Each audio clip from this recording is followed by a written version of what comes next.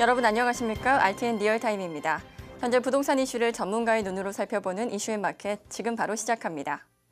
부동산 시장뿐만 아니라 우리 경제에 큰 영향을 미치는 대외 변수 가운데 하나가 미국의 금리 인상 여부인데요. 2015년과 2016년 12월에 각각 미국의 기준금리가 0.25%포인트 상승했습니다. 이러한 미국의 금리 인상은 세계 경제에 많은 영향을 미치고 있는데요.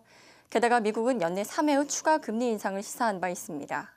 이렇게 미국 금리에 있어서 변화가 감지되고 있는 가운데 우리나라에 미칠 영향과 대응 방안에 대해 알아보는 시간 갖도록 하겠습니다. 김선영 해설위원 나와주셨습니다. 안녕하십니까? 안녕하세요. 네, 먼저 지난 12월에 미국이 금리를 인상했는데 이 점에 대해서 어떻게 보십니까? 네, 지난 12월에 미국이 금리를 인상하게 됐는데요. 이는 2008년 12월 이래로 7년 만에 처음으로 단행되는 금리 인상이었습니다. 미국은 그동안에 글로벌 금융위기에서 벗어나기 위해서 경기 부양책으로서 양적 완화 정책을 계속 고수해 왔는데요. 그것은 이제 달러의 유동성을 높이기 위한 방안이었다고 볼 수 있고요. 그 이후에 2015년 12월에 기준금리를 처음으로 7년 만에 인상을 하게 됐는데 그 배경에는 미국의 경제지표에서 그 배경을 찾을 수 있겠는데요. 첫 번째로는 물가 상승률, 그리고 두 번째로는 경제 성장률, 그리고 세 번째로는 고용률 지표를 보고 금리를 인상했다 이렇게 판단을 할 수가 있겠는데 2015년 12월에 금리 인상 당시에 미국의 경제 지표는 실업률이 굉장히 낮아져서 거의 그 거시경제 쪽에서는 물가 안정과 완전 고용을 목표로 하고 있는데 그때 2015년 12월 미국 당시에 경제 상황이 거의 완전 고용에 가깝다라는 정도의 이제 판단이 될 정도의 수치를 기록을 하고 있었고 물가 상승률과 경제 성장률 같은 경우에는 고용 지표에는 미치지 못했지만 고용 지표가 물가 상승과 경제 성장률을 이끌면서 금리를 인상해도 된다는 판단하에 처음으로 이제 금리가 인상이 됐고 그리고 그러한 경제 회복세를 계속 이어오면서 2016년 12월에도 두 번째로 금리 인상이 됐죠. 그리고 이제 앞으로 2017년에는 추가적으로 3회에 걸쳐서 더 금리를 인상한다는 그런 발언이 나오기도 했었는데요. 그냥 미국의 입장에서 본다면 2015년과 2016년에 금리를 인상한 부분에 대해서는 굉장히 이의 없는 굉장히 합리적인 판단이었다라고 생각이 됩니다. 네, 올해 안에 3번에 거쳐서 다시 추가적으로 금리 인상을 예고했다고 말씀해 주셨는데요. 어떻게 생각하십니까?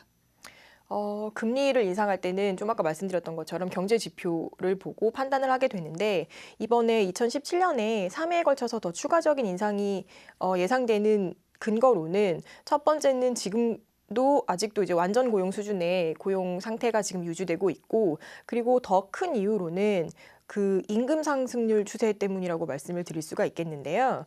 미 노동부가 발표한 지난해 고용 동향에 따르면 지난해 11월 달과 12월 달의 실업률을 비교해 봤을 때 실업률은 오히려 소폭 상승을 했어요. 근데 그 소폭이 굉장히 소폭이라서 0.1%포인트 정도 소폭 올랐지만 그 시간당 임금 상승률이 굉장히 가파르게 상승을 하고 있어서 결국 2009년 이후에 시간당 임금 상승률이 최고치를 기록을 하고 있어요. 그래서 그렇다면 각자 이제 개개인들의 입장에서 살펴봤을 때 임금이 상승했으면 소비가 이제 진작이 되고 소비가 진작이 되면 경기가 더 활성화되기 때문에 금리를 더 인상해야 될 이유가 충분하다고 볼 수가 있겠고요. 그리고 이제 두 번째로는 연준 의장인 옐런 의장의 발언에 한번 주목을 해봐야 될 것 같은데요. 옐런 의장이 강조하고 있는 그 신규 노동력의 흡수에 대한 방안에 대해서 발언을 많이 했었었는데 신규 노동력이 많이 창출되면서 10만 개 정도의 일자리가 더 필요하다 이런 발언을 많이 했었었는데 지금 미국 같은 경우에는 10만 개를 웃도는 고용 증가가 지금 이루어지고 있기 때문에 2017년에도 이어서 계속 금리 인상이 될 가능성이 많고 미국 입장에서 본다면 그럴 만한 충분한 이유가 된다고 볼 수 있겠습니다. 네, 그렇다면 미국의 금리 인상이 우리나라에는 어떤 영향을 미치게 될까요? 금리가 인상된다는 것은 굉장히 여러 가지 면에서 기업이면 기업, 가게면 가게, 개인이면 개인 이렇게 다 굉장히 많은 영향을 미칠 수밖에 없는데요. 결과적으로 금리가 인상된다는 건 경기가 좀 경기 하방 리스크가 커진다고 말씀을 드릴 수가 있겠어요. 그래서 우리나라 전체적으로 금리가 인상된다면 전체적으로 오히려 더 마이너스적인 요소가 더 증가할 것으로 보이는데요. 왜냐하면 아까 말씀드렸던 것처럼 미국이 금리를 인상했을 때 그 근거로서 경제 지표가 여러 가지 이제 금리를 인상해야 된다는 그 시그널을 보냈는데 우리나라 같은 경우에는 지금 뭐 정치적으로나 아니면 국내 아니면 국외적으로 경제적으로 이렇게 나아지는 부분이 하나도 보이지가 않는데도 불구하고 미국의 금리를 인상하기 때문에 우리나라가 울며 겨자 먹기식으로 이제 금리를 인상해야 되는 그런 입장에 놓여 있기 때문에 우리나라에는 오히려 더 마이너스적인 영향이 많을 것으로 보이고요. 그리고 우리나라가 일단 금리를 만약에 인상하는 시점이 온다면 제가 생각했을 때는 그렇게 단기간에 금리를 인상할 것 같진 않지만 일단 금리를 인상해야 되는 시점이 온다면 미국보다도 인상폭이 커질 것이라고 예상할 수가 있어요. 근데 그 이유 같은 경우에는 투자자들 입장에서 봤을 때 미국은 안정자산 그리고 우리나라 같은 신흥국에는 굉장히 이제 위험 자산으로 이제 분리가 되는데 위험 자산에다가 투자를 하려면 그거보다 더 높은 어떤 수익률을 기대하고 그런 위험을 감수하고 수익률 때문에 이제 투자를 하는 건데 우리나라가 미국보다 금리가 낮다면 투자를 하지 않겠죠. 그렇기 때문에 우리가 이제 외국인 투자자들을 계속 이제 킵하고 가기 위해서는 우리나라가 미국보다 더 높은 이자율을 유지를 해야 되거든요. 근데 아직까지는 우리나라 이자율이 높아서 뭐 걱정할 게 없다라고 약간 안심을 할 수 있는 수준이 되겠지만 미국이 점진적으로 계속 순차적으로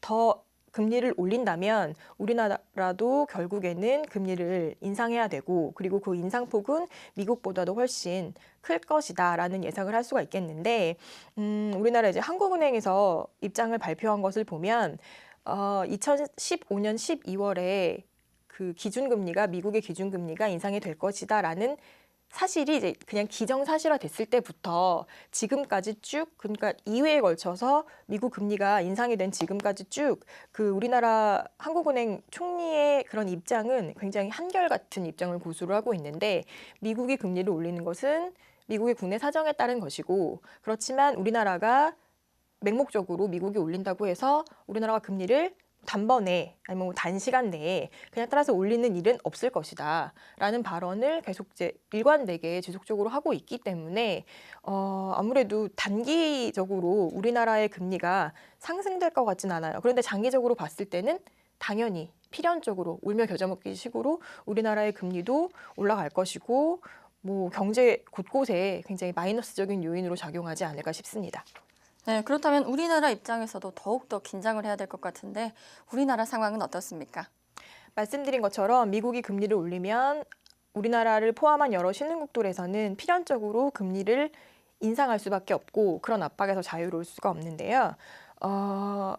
우리나라는 뭐 그 아까 그 한국은행 총재가 말을 했던 것처럼 금방 기준금리를 인상할 필요가 없다라는 판단을 계속하고 있는데 첫 번째로 그 근거가 되는 것은 긍정적인 측면으로 말씀을 드리자면 우리나라 경제의 체질 개선이 좀 됐다? 그래서 오히려 좀 건강한 체질로 개선이 됐기 때문에 외환 보유고도 굉장히 높아졌고 그리고 차입금 비중도 감소를 했고 그리고 심지어 우리나라의 그 경제 상황의 위기 대처 능력도 많이 갖춰졌기 때문에 미국이 금리 인상을 한다고 해서 우리나라가 뭐 재빨리 따라서 금리를 인상할 필요도 없고 그리고 어느 정도 위험에 버틸 힘이 있다 이런 식으로 판단을 하고 있는데요. 제가 생각했을 때도 뭐 외환 보유고라든지 이렇게 그러니까 그 지표로 볼 수 있는 부분에 있어서는 우리나라 경제가 예전보다 많이 안정화됐구나, 많이 뭐 건강해졌구나라고 판단을 할 수 있었는데 그 실제로 미국이 금리 인상을 단행하기 전에 그러니까 뭐 분위기상으로나 뭐 미국이 금리를 인상을 할 것 같아 뭐 다 조심해야지 뭐 거기다가 뭐 신중을 기해야지 예의주시해야지 이런 분위기가 있을 때 우리나라의 외국인 자금 유출이 6조 원 이상 자금 유출이 됐거든요. 근데 이 수치는 아시아 신흥국 가운데 1위예요, 1위. 그러니까 외국인들이 뭐 좀만 이제 미국이 금리 인상을 한다 싶었을 때 제일 먼저 우리나라에 있는 투자금을 회수해 간다는 사실이죠. 그렇기 때문에 우리나라가 지금은 뭐 경제가 튼튼해서 뭐 괜찮다. 아직 금리 인상할 때가 아니다라고 생각을 하지만 이런 일도 겪었기 때문에 그런 부분에 대해서 간과를 하면 안 된다고 다시 한번 이제 강조를 해드리고 싶고요. 그리고 지금 우리나라의 이제 경제를 단적으로 표현을 하자면 최근에 IMF에서 우리나라 경제 성장률 전망치를 하향 조정을 했어요. 근데 굉장히 이례적인 상황인데 기본적으로는 IMF에서 우리나라의 경제 성장률 그 전망을 할 때 매년 4월과 10월에 경제 성장률을 이제 전망을 하는데 이번에는 굉장히 이례적으로 1월 달에 우리나라한테 그런 이제 판단을 했죠. 그런데 그 결과 우리나라는 하향 조정이 됐어요. 근데 이제 우리 선진국 중에서는 우리나라를 선진국이라고 표현하는 게 좀 약간 어폐가 있긴 하지만 그런 이제 나라들 중에서는 우리나라와 이탈리아만 하향 조정이 됐고 그리고 미국이라든지 영국, 독일, 일본, 중국 같은 경우에는 다 0.3% 정도씩 경제 성장률 전망치가 올라갔거든요. 근데 이제 우리나라는 3%에서 2%대로 지금 떨어졌고 이탈리아랑 우리나라만 그런 상황이 됐고 근데 제가 이제 1월 달에 이례적으로 그런 이제 판단을 했다라는 부분에서 한번 생각을 해볼 수 있는 게 지금 몇 달째 우리나라의 그러니까 정치가 굉장히 혼란스럽잖아요. 근데 이제 그게 정치뿐만이 아니라 대기업 총수들과도 연결이 돼 있고 그 대기업들은 우리나라 경제에서 굉장히 많은 비중을 차지하고 있기 때문에 어떤 그런 이제 특수한 경우 때문에 우리나라를 좀 주시해서 보지 않을까. 그래서 결국에는 1월 달에 다시 한번 경제 성장률 전망치를 내놓지 않았을까라는 생각이 들고 그리고 결국에는 이제 그 글로벌 경제에서 보호주의 무역이 확대되고 그리고 신흥국의 성장세가 둔화되고 특히 우리나라 같은 경우에는 정치적인 혼란도 가중되면서 아무래도 경제 성장률 전망치가 하락된 것으로 보입니다. 네, 앞서서 우리나라 경제 상황에 대해서 말씀해 주셨는데요. 그렇다면 앞으로 한국의 금리 인상은 어떻게 될 거라고 예상하십니까? 우리나라 금리 인상은 결국에는 이제 금리 인상이 되겠죠. 그런데 이제 13일에 있었던 한국은행 금융통화위원회가 개최가 됐었어요. 그래서 우리나라의 2017년 경제 전망을 확정을 했는데 그때 거기서 나온 것이 그 결과가 경제 성장률 전망치를 2.8%에서 2.5%로 내렸고요. 그리고 7개월째 우리나라의 기준금리를 1.25%로 동결을 했습니다. 이런 것으로 볼 때 우리나라에서는 미국이 금리를 인상했지만 좀 더 이제 지켜보자라는 입장을 이제 고수하는 것으로 지금 나타났어요. 그래서 그렇다면 우리나라의 금리 인상이 어떻게 될 것이냐 앞으로. 그래서 이런 이제 뭐 회의 결과가 나왔지만 우리나라의 지금 현재 상황을 본다면 그 경제뿐만이 아니라 정치적으로도 굉장히 큰 혼란을 지금 겪고 있고 정치적인 그런 혼란이 소비를 위축시키는 그 영향력에 있어서 굉장히 크다고 판단이 되고 그리고 그게 지금 몇 달째 지속되고 있고 그리고 이제 시간이 갈수록 점점점 감소하는 것이 아니라 그런 소비 위축세가 오히려 저는 증가되고 가속화된다고 지금 보고 있거든요. 그렇기 때문에 정치적인 혼란이 소비 위축에 크게 작용을 해서 결국에는 경기 하방 리스크로 크게 작용을 할 것이고 그리고 또 하나는 그 경제적인 측면인데 가계 부채가 지금 뭐 굉장히 뭐 연일 지금 경신을 계속하고 있고 1,300조 원을 돌파하고 있는 상황. 그것도 우리가 지금 안고 있는 상황이고요. 그리고 그 보호무역주의에 대해서 자꾸 말씀을 안 드릴 수가 없는데 우리나라 같은 경우에는 내수 시장이 굉장히 작잖아요. 그렇기 때문에 경제 발전을 그 이루는 과정에서도 수출 주도형이었고 그렇기 때문에 또 따라서 외국에 있는 어떤 상황이라든지 뭐 파도가 칠 때 우리나라에 직접적인 영향을 굉장히 많이 받았었는데 최근에는 보호무역주의가 확산이 됐어요. 근데 지난해 뭐 여러 가지 이제 글로벌 큰 이슈 중에서 그 영국의 브렉시트 기억나시죠? 그래서 영국이 EU를 탈퇴를 하는 결정을 내렸잖아요. 그것도 이제 보호무역주의의 분위기를 확산하는 저는 이제 시작점이 됐다. 이렇게 판단을 할 수 있을 것 같은데 당시에는 영국이 EU에서 탈퇴하는 결정만 내렸었지 우리가 그러면 소프트하게 갈 것이냐 하드하게 갈 것이냐 그러니까 점진적으로 EU에서 탈퇴를 할 것이냐 아니면은 뭐 강경한 입장을 취하면서 뭐 단번에 나갈 것이냐에 대한 결정은 아직 하지 않은 상태였거든요. 근데 최근에 영국이 입장을 발표를 했죠. 그런데 예상을 뒤엎고 강경한 방향으로 하드 브렉시트를 지금 결정을 했거든요. 하드 브렉시트를 결정했다는 것은 보호무역에 좀 더 힘을 실는 그러한 결과를 나타낼 것이고, 그리고 트럼프의 당선으로 미국도 굉장히 이제 보호무역주의 분위기를 많이 이제 타고 있기 때문에 우리나라 같은 경우에는 그것 때문에 마이너스적인 영향을 굉장히 많이 받을 것이라고 예상이 되고요. 그리고 뭐 금리를 상승시킬 때에는 경기가 너무 부양이 돼서 약간 가라앉을 필요가 있다 싶은 경우에는 이제 기본적으로 금리를 인상하지만 우리나라는 등 떠밀려서 지금 금리를 인상을 해야 되는 그런 상황이기 때문에 미룰 수 있는 만큼 최대한 미루는 게 맞다고 봅니다. 네. 금리가 분명히 부동산 시장에 영향을 미칠 것으로 예상이 되는데요. 그렇다면 올해 부동산 시장의 가장 큰 변수로는 어떤 점을 꼽을 수 있겠습니까? 올해 주택시장에서 가장 큰 변수로는 지금까지 말씀드렸던 것처럼 금리의 변화가 가장 큰 변수가 되지 않을까 싶은데요. 이것은 이제 지금 우리나라는 그 2015년에 그 미국이 금리 인상을 분위기를 조장할 때부터 지금까지 쭉 단 한 번도 금리를 올릴 것이다 라는 그런 뭐 발언이라든지 어떤 시그널이 없었는데도 불구하고, 그러니까 한국은행이 기준금리를 변동하지 않았죠. 지금까지 쭉 내내. 그렇지만 우리나라의 시중의 금리가 지금 오르고 있어요. 그러니까 우리나라 기준금리가 오르지도 않았는데 시중금리는 이미 오르고 있고, 그리고 2017년 한 해 동안 미국이 추가적으로 금리 인상을 한다는 말을 했기 때문에 결국에 이제 계속 오르면 우리나라도 결국에 금리가 올라갈 것이고, 그러면은 지금 아직 금리가 올라가지도 않았는데 시중금리는 들썩이고 있고 이미 올라가고 있고, 그런데 그 밑에 있는 기준금리가 올라간다면 시중의 금리의 인상폭은 더 심해지겠죠. 그렇기 때문에 올해 주택시장의 가장 큰 변수는 이제 금리라고 볼 수 있을 것 같고요.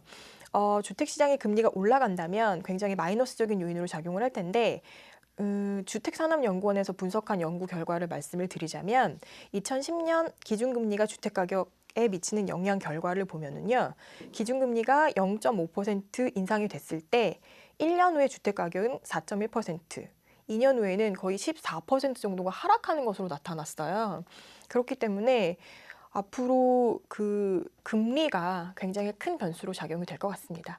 네, 말씀대로 미국의 금리 인상에 대해 우리나라는 금리 동결을 결정했지만 시중은행에서는 이미 대출금리를 인상하고 있습니다. 어떻습니까? 국내 기준금리는 아직 제자리인데 시중은행들의 금리가 발빠르게 올라가고 있는데요. 그래서 4대 메이저 은행의 주택담보대출 금리가 어떻게 뛰고 있는지 말씀을 한번 드려보자면, 지금 저희가 문제 삼고 있는 부분은 아직 우리나라의 기준금리가 올라가지도 않았는데 시중은행들은 이미 올렸다라는 점과, 제가 지금 이 시점에서 다시 한번 또 문제를 삼고 싶은 부분은, 뭐 주요하게 말씀을 드리고 싶은 부분은 주택담보대출의 변동금리와 고정금리가 두 개 다 동시에 지금 올라가고 있는 부분에 대해서 말씀을 드리려고 해요. 아무래도 변동금리라고 하면 당연히 올라갈 수도 있겠구나라고 생각이 들지만, 고정금리 같은 경우에는 왜 고정이겠어요? 고정이 됐으니까 고정인데 아직 우리나라의 기준금리가 올라가지도 않았는데 고정금리까지 지금 올라가고 있는 분위기라서 아무래도 이것을 그냥 간과하기에는 한번 좀 짚고 넘어가야 된다는 생각이 들어서 말씀을 드리겠는데, 우리나라의 4대 메이저 은행, 신한은행, 국민은행, 우리은행, 하나은행 같은 경우에 17일 은행권에 따르면 주택담보대출 금리가 최저 3.17%예요. 그런데 이 3.17%는 그나마 모든 우대 조건을 다 만족했을 때, 그럴 때나 받을 수 있는 그 대출 금리고요. 모든 우대 조건이 하나도 조건이 충족이 되지 않았을 경우에는 연 4.42%까지 대출 이자가 올라가고 있거든요. 그래서 이것도 문제가 많이 되는데, 고정금리이신 분들은 난 고정금리니까 이게 끝날 때까지 좀 뭐 숨도 고르고 아니면 더 준비를 해야겠다 이렇게 생각을 하셨을 수도 있겠지만, 지금 뭐 그것 때문에 그렇게 안정적인 분위기가 되지 않는다는 게 고정금리 또한 지금 오름세를 보이고 있기 때문인데, 4대 은행의 평균 대출금리가 3.44에서 4.57%의 범위를 나타내고 있었는데요. 17일 발표에 따르면 각각 0.07%씩 올라서 3.48에서 4.78%까지 고정금리가 지금 올라가고 있는 상황입니다. 네. 시중은행들의 여신금리가 인상됨에 따라 서민들의 대출엔 빨간불이 켜졌는데요. 이에 정부는 10개의 등급으로 나뉘는 신용등급제를 전면 검토하겠다고 나섰습니다. 어떤 내용입니까? 지금 이제 뭐 대출 금리가 올라가면서 서민들 같은 경우에는 대출을 받기가 점점 더 어려워지고 받았다고 하더라도 다음 상황에 대처할 수 있는 그런 대처 능력이 떨어지고 있는데 굉장히 다행히도 지금 뭐 16일 금융위원회에서 서민 취약계층 지원 강화 방안을 발표를 했어요. 여기서 가장 주요하게 말씀을 드리고 싶은 부분은 우리 그 개인 신용평가 체제가 전면 개편되었다는 점인데요. 우리 모두 다 알다시피 2005년의 그 신용카드 사태 이후로 국내 금융사에서는 보편적인 기준이 10등급제 신용등급 제도가 사용이 되었어요. 그래서 1등급, 2등급, 3등급, 4등급으로 신용 등급이 나눠지면서 1등급으로 가서 신용이 좋은 거고 10등급으로 내려갈수록 신용이 안 좋은 그러한 제도가 사용이 됐었었는데요. 이것이 이제 뭐 단기적으로는 안 바뀌겠지만 중기적 또는 장기적으로는 신용 점수제로 대전환이 됩니다. 이것은 뭐 극단적으로 말씀을 드리자면 뭐 100% 그런 건 아니지만 이해를 돕기 위해서 극단적으로 말씀을 드리자면 등급이 10개였던 등급이 거의 뭐 1000개에 가깝게 오히려 등급이 이렇게 디테일하게 되면서 오히려 유리한 방안이 될 수 있다라고 말씀을 드릴 수가 있겠는데요. 이 신용 점수제는 외국에서는 이미 수년 전에 도입이 되어서 지금 사용이 되고 있고요. 1000점 만점이에요. 그래서 제가 아까 이제 1000개의 등급으로 나눈 것과 같은 뭐 그런 효과를 발휘할 것이라고 말씀을 드렸는데 물론 1000개는 아니겠죠. 거기도 이제 범위가 존재를 할 테니까. 하지만 우리가 10등급 겨우 10개로 나눴던 것보다는 굉장히 이제 디테일하게 나눠지면서 유리한 방향으로 작용을 할 것이다라는 지금 기대를 하고 있어요. 근데 뭐 예를 들어서 말씀을 드리자면 지금 같은 경우에 이제 10등급 신용 등급 제도였을 때 만약 같은 6등급에 있는 어떤 그런 범위에 있는 사람들 중에서도 스펙트럼이 굉장히 넓었었거든요. 근데 신용도를 더 세밀하게 반영할 수가 있고 이에 따라서 다양한 금융상품의 출현을 기대할 수 있을 것이라고 예상이 되고요. 같은 맥락에서 다시 한번 말씀을 드리자면 10등급에서 뭐 1000점으로 지금 바뀌는 부분과 같은 맥락인데요. 제1금융권과 제2금융권을 이용하시는 분들이 각각 대상이 이제 다를 거라고 생각이 되는데 예전 같으면 제1금융권, 2금융권이라고 이렇게 양분을 해가지고 그 사람들의 신용을 평가했던 반면에 앞으로는 제2금융권이라고 하더라도 제2금융권에서 대출 금리를 얼마나 받았는지에 따라서 오히려 이제 평가를 더 디테일하게 활용하는 그런 방안이 되면서 서민들에게 유리하게 적용할 것으로 기대하고 있습니다. 네, 오늘은 미국 금리 인상에 따른 우리 부동산 시장의 영향에 대해서 살펴봤습니다. 오늘 좋은 말씀 감사합니다.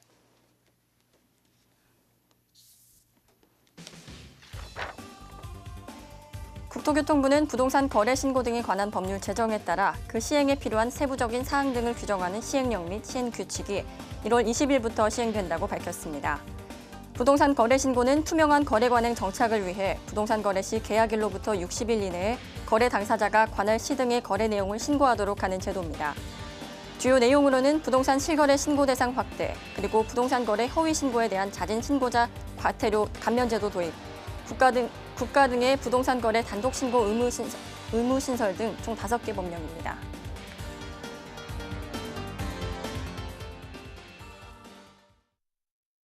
이상으로 RTN 리얼타임을 모두 마치겠습니다. 시청해주신 여러분 고맙습니다.